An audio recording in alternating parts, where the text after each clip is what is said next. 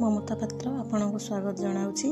मोर गोटे छोटिया कविता यह आपको भल लगे बोली मोर आशा और विश्वास। रचना तू आसबू बोली केते खुशी थिली, तू तो आसिलु केतेबेले से समय आसी चलीगला पारिले नहीं जाने। केतेबेले से समय आसी चलीगला पारिले नहीं जाने। इच्छा हुए बांधी रखी पारि थांती से समय को, पुणी से खुशी रे हजि जाई थांते तू आ मु। पुणी से खुशी रे हजि जाई थांते तू आ मु। आगକୁ चली जाई थांता समय और संसार, बयसर अपराह्न रे साउंटी थांते स्मृति सब।